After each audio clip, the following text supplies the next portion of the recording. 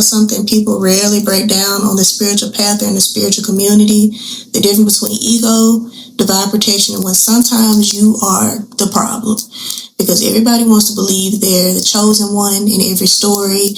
I'm the victim. I'm the light worker. I'm the high priestess. I'm the one who left because they were toxic. They weren't ready because Spirit told me I had to walk away. But let's be for real. Sometimes Spirit didn't remove them. You pushed them away. You push them away with your unhealed trauma. You push them away with your lack of communication, your emotional unavailability, and walls, your fear of being seen, all of it. And instead of sitting with their truth and sitting with your truth, you wrapped it up in pretty words and called it, oh, I got a download. Oh, Spirit said, insert whatever excuse you can find. And you said, I'm protecting my peace. But sometimes it's not peace. Sometimes you just avoided accountability in situations that you created and said, I'm healing. Oh, I found my peace.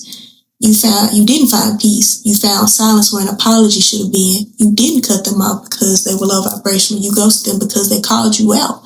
And that guilt you dressed up as boundaries, that's not protection, that's pride. Ego says, well, they didn't appreciate me. I need to find my solitude. Spirit says, but were you even showing up as your full self? Growth says you might have caused some of the damage too. And it's time to own up to that.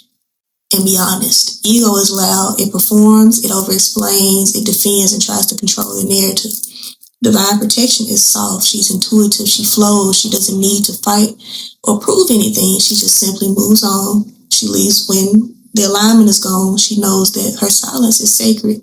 She knows peace doesn't always come with applause.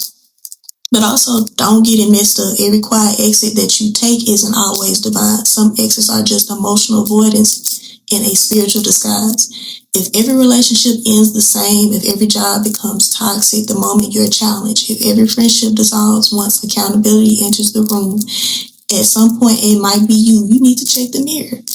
And sometimes Spirit isn't clearing your past. Spirit is protecting others from the chaos you won't even admit to yourself that you carry. And that's not a curse. That's an invitation to grow. So real healing doesn't just mean lighting candles and cutting cords. It means standing in front of the mirror and saying, damn, I might have hurt somebody. I ghosted somebody who loved me. I ran from love because I didn't believe it. I deserved it.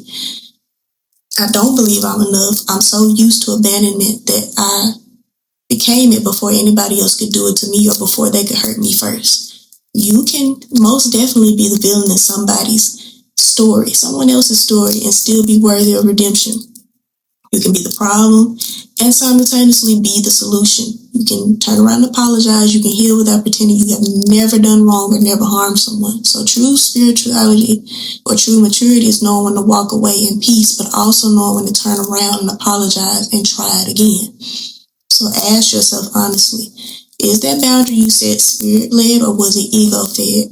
That breakup you initiated, was it alignment?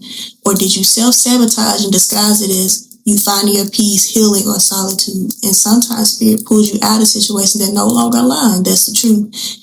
That's real. That's divine. That's Spirit-led. But sometimes Spirit pulls you into stillness, not to protect you, but to confront you, because the true blockage wasn't them. It was you.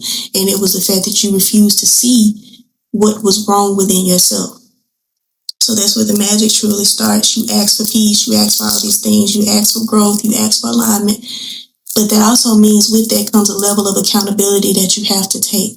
So that also means doing your shadow work. That also means telling the truth about who you were before you became who you are now, or so that you can become who you are to become. And that's not ego. That's not shame. That doesn't mean you're a failure.